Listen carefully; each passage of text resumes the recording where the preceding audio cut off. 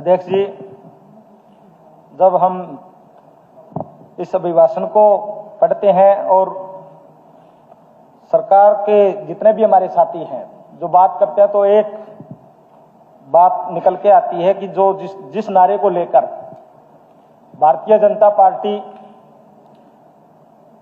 दिखाती है कि हम इस प्रकार से काम कर रहे हैं, तो एक नारा है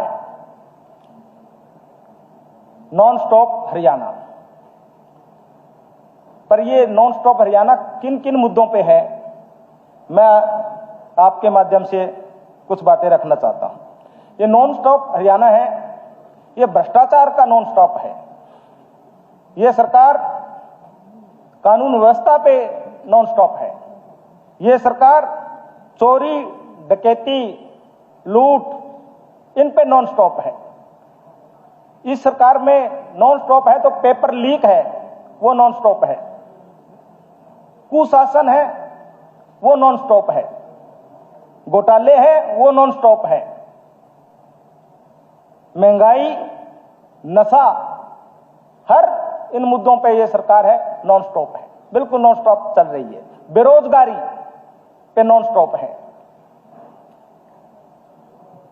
और जिस बात को लेके सबसे पहले स्वामी विवेकानंद जी को के एक वाक्य को कोट करके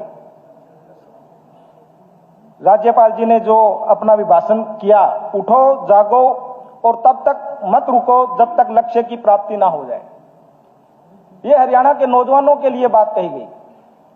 परंतु अध्यक्ष जी, लक्ष्य कुछ रखा ही नहीं गया। लक्ष्य को तो बर्बाद कर दिया। लक्ष्य तो एक बोर्ड पे लिख दिया गया कि आपका लक्ष्य है डी ग्रुप HKRN, ये आपका लक्ष्य है। और इससे ऊपर कोई लक्ष्य किसी ने जाना है तो हमारे राज्य में जगह नहीं है। आप इस देश से बाहर जाके अपने लक्ष्य की पूर्ति कीजिए। इस प्रकार का लक्ष्य इस सरकार ने निर्धारित किया है। मैं आपको बताना चाहूंगा कि स्वीपर की पोस्ट के लिए जो आवेदन आए उसमें से 39,990 ग्रेजुएट, 6112 पोस्ट ग्रेजुएट, 1,17,144 12वीं पास, यानी लाखों बच्चे स्वीपर की लाइन में लगे हैं और ये कहते हैं कि हमने लक्ष्य दिया है और लक्ष्य की प्राप्ति कीजिए। क्या स्वीपर के लगने के लिए लक्ष्य की प्राप्ति करेंगे? अध्यक्ष जी, दूसरा इन्होंने कहा है कि गरीबों का उत्थान। किस प्रकार का उत्थान? एक भी कोई स्कीम बताइए कि जो गरीब के लिए बनाई गई हो। कोई एक स्कीम आज नहीं है जिसमें कि गरीब का भला हो। ये कहते हैं अपनी उपलब्धि में, अभी मंत्री जी भी बता रहे थे कि हमने SC समाज का विभाजन कर दिया है, एक DSC समाज बना दिया, ये हमारी उपलब्धि है। मैं ये जानना चाहता हूं कि आपने उनके लिए किया क्या है विभाजन के अलावा? कोई एक ऐसी नीति बता दीजिए ताकि उनके बच्चों को भला हो। आपने HKRN में अगर नहीं दिया रिजर्वेशन, अलग बात है, परंतु मैं एक बात और कहूंगा, उसके अलावा कहते हैं कि हमने किया है। कोई एक पॉलिसी बता दीजिए।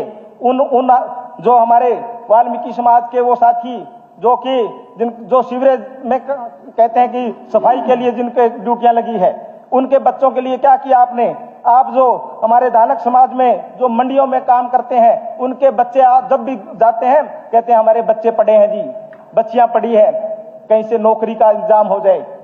हमने कहा कि सरकार के पास कोई आपके लिए नीति नहीं है, उन्होंने एक विभाजन कर दिया है, उससे क्या लाभ होगा ये आगे देखते हैं।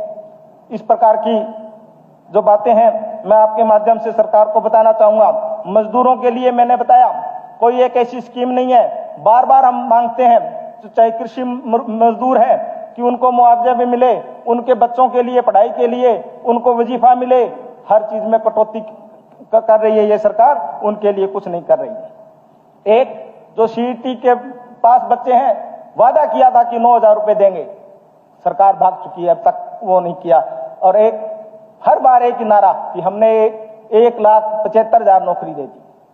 जो लास्ट में 25,000 नौकरी अभी लटकी पड़ी है, वो अब आप बता दीजिए कि वो पिछली सरकार का है या इस सरकार का। वो बीच में जो लटक रही है उसका कुछ पता नहीं है। वो पिछली सरकार में भी आप गुणगान करेंगे और इस सरकार में भी गुणगान करेंगे। इसके अलावा चाहे खर्ची पर्ची की बात है, चाहे बीच में खर्ची पर्ची की बात, खर्ची पर्ची नहीं, अब तो पूरा खर्चा चल रहा है पेपर लीक में। और मैं एक और बात बताना चाहूंगा, ये एक बात और कही गई है कि किसानों के लिए हमने बहुत किया है, पहली बार किस्तें डाली है जो बुआई से पहले हमने पैसे दिए। मैं आपके माध्यम से एक स्कीम सामने लाना चाह रहा हूं। एक स्कीम चल रही है समय जिसके अंदर जो गवर्नमेंट ने, जो हमारी सेंट्रल गवर्नमेंट ने जो मानक निर्धारित किए हैं, जो इंडिकेटिव